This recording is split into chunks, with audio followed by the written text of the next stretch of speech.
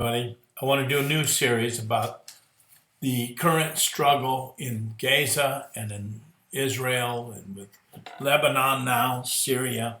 And I really want to take a look and try to educate anyone confused as to the spiritual roots of this struggle. And my first session is going to be called War in Gaza, Coda, Jacob and Esau, Part 1. The world has once again witnessed to yet another installment in the war between Arabs and Jews. It's very important to realize that this conflict goes far beyond mere land disputes or charges and countercharges of racism and oppression. Neither is the current conflict merely the fruit of May 1948, with the establishment of the modern state of Israel and the Arab resentment which has been ever since to it. What we're seeing is the fulfillment of prophecy which extends as far back as the book of Genesis. The Bible offers us an explanation to this seemingly intractable problem, and it does so in the foundational book of beginnings, Genesis. This conflict centers around Abraham, Isaac, and Jacob and their extended families. Abraham and his family are important because God chose them to be the line through which his Messiah would come. Though he and his wife were barren and aged, God promised them that through his seed, the whole earth would be blessed. Now, Abram and Sarah waited for the promise, but eventually Abraham sired his first child in his old age, whom he named Ishmael. The child was born because Abram slept with his Egyptian maid, Hagar, rather than through his wife, Sarah, because neither he or Sarah could figure out how it was that they would have children in any other way. Abram loved Ishmael and wanted him to be the heir, but God had not chosen Ishmael to be in the messianic line. Eventually, Abram and Sarah bore Isaac, a miracle baby, through whom Christ would come. Now Isaac came of age and married, and he and his wife, Rebekah, waited for children, but found that they were barren also. So they cried out to God to fulfill his promise. Let me quote Genesis.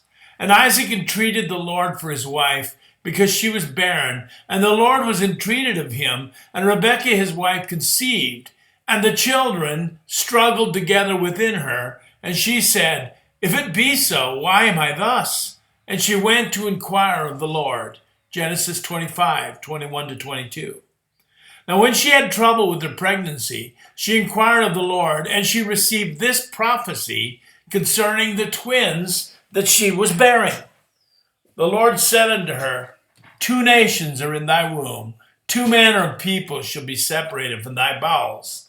The one people shall be stronger than the other people, and the elder shall serve the younger." Genesis 25:23. Now this would be the first prophecy concerning Jacob and Esau. There would be another prophecy later. And the prophecy consisted of this: the struggling twins would become two nations. Number 2, they would be two different kinds of people from birth. Number 3, one of the people would be stronger than the other, and doesn't say which one. Number 4, the elder one would serve the younger one. Now the Bible then recounts the birth story of the two boys. The first baby that emerged was all covered in red. Perhaps he had red hair and a ruddy complexion or red packing material. I don't know how it was, but thus he was named Esau, that is, red. He was the firstborn, and he would be known throughout his life either as Esau or Edom, which also means red and is akin to the name Adam. When Esau had come out of the womb first, this is amazing, a little hand came out after him and grabbed him by the heel, as if to vie with him for the privilege of being born first. This second-born twin was named Jacob, which means heel grabber or to follow at the heel. Now Isaac loved his firstborn son Esau. In fact, he would have passed on to him the birthright, the blessing of the firstborn, and granting him the spiritual leadership of the family. Now, this would have been unthinkable, though, because Esau turned out to be a very profane man who didn't value spiritual things and who thought nothing about marrying at the same time two Canaanite women in defiance of the wishes of his parents. See, Esau was a pagan at heart. He didn't love or fear the Lord, but Isaac, the patriarch, just couldn't see it, and because he was blinded by his affection for his firstborn son. The divine account gives us an example of this when Genesis relates the story of Esau selling his birthright for a bowl of lentil soup. Now Isaac sawed pottage, and Esau came in from the field, and he was faint. And Esau said to Jacob, "Feed me, I pray thee, with that same red pottage, for I am faint." Therefore was his name called Edom. And Jacob said, "Sell me this day thy birthright." And Esau said, "Behold, I am at the point of dying. What profit shall this birthright do to me?"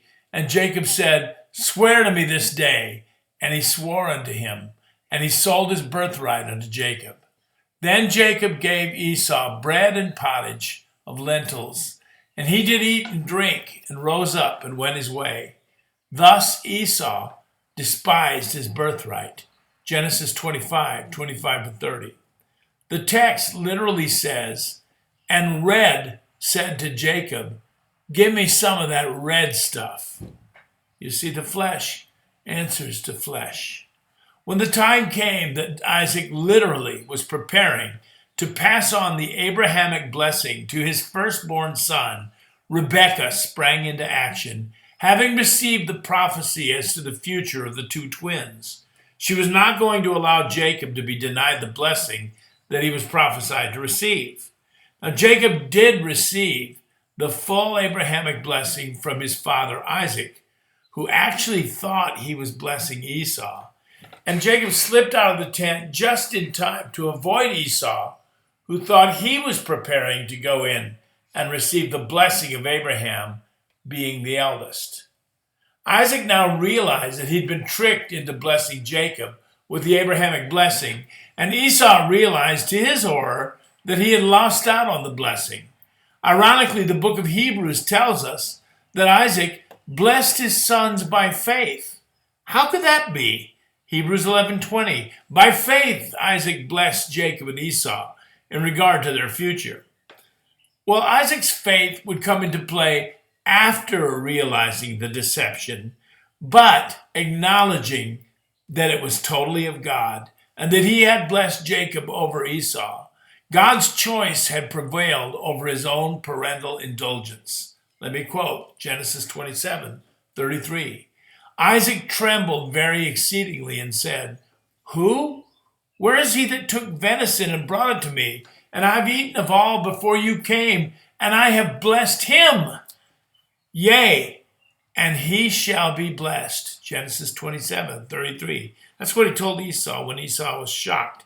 He said, "He will be blessed." You see, Isaac couldn't, quote, take it all back on the basis of having been tricked, for he knew that he had spoken in the Spirit of the Lord and that the proper son had received the blessing ordained by God. Isaac didn't like Jacob's method, but he wouldn't argue that God had truly spoken. God had chosen Jacob over Esau. Now let me quote Genesis again. And he, Esau, said, "Have you not reserved a blessing for me?" And Isaac answered and said unto Esau, "Behold, I have made him thy lord, and all his brethren have I given to him for servants, and with corn and wine have I sustained him. And what shall I do now unto thee, my son?" Genesis 27:36-37. Could he now give a blessing to Esau? This leads to the second prophecy over Esau. And Esau said unto his father, "Have you but one blessing, my father? Bless me, even me also, O my father." And Esau lifted up his voice and wept. And Isaac his father answered and said unto him, "Behold, thy dwelling shall be the fatness of the earth, and of the dew of heaven from above. And by thy sword shall you live, and shall serve thy brother. And it shall come to pass, when you will have the dominion, that you will break his yoke from off thy neck. Genesis 27:38-40. Now that sounds like a mixed blessing, but in truth it's not much of a blessing at all. You see, the King James Version is one of the only translations in the English language that obscures the true nature of this, quote, blessing. For Esau's dwelling would not be the fatness of the earth. Esau's dwelling would literally be away from the fatness of the earth and the dew of heaven. According to so many versions of the English language of the Bible, the New International says his father Isaac answered him, your dwelling shall be away from the earth's riches, away from the dew of heaven above. The English Standard Version, which is a very good translation of the Bible. Then Isaac his father answered and said to him, behold, away from the fatness of the earth shall your dwelling be, away from the dew of heaven on high. The Berean Study Bible, his father Isaac answered, behold, your dwelling place shall be away from the riches of the earth, and away from the dew of heaven above. The New American Standard Bible, then his father Isaac answered and said to him, behold, away from the fertility of the earth shall be your dwelling, and away from the dew of heaven above. The territory to this day allotted to Edom can be seen from space as being brown, arid, and it's south of the Dead Sea. It's literally away from the fatness of the earth. Thus Esau would have to live by the sword. Now that is not a blessing. He would serve his younger brother until eventually he would become restless and break the yoke off his neck. King James says, when you get the dominion.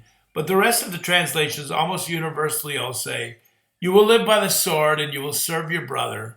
But when you grow restless, you will throw his yoke from off your neck. English Standard Version, by your sword you'll live. You'll serve your brother, but when you grow restless, you will break his yoke from off your neck. Berean Study Bible. You will live by the sword and serve your brother, but when you rebel, you will tear his yoke from your neck. This is the biblical spiritual explanation at the root of the everlasting strivings between Jacob and Esau. But as I'll show you, Esau's restlessness and his attempt to no longer be bested by his brother will eventually engulf the entire world. Already, people are no longer just watching. They're becoming participants all across the world. Major capitals of this world, New York City, London, Paris, everywhere. They're becoming participants in this prophetic fight, and it's dividing the world in two. I'll bring more on this subject to come. Shalom.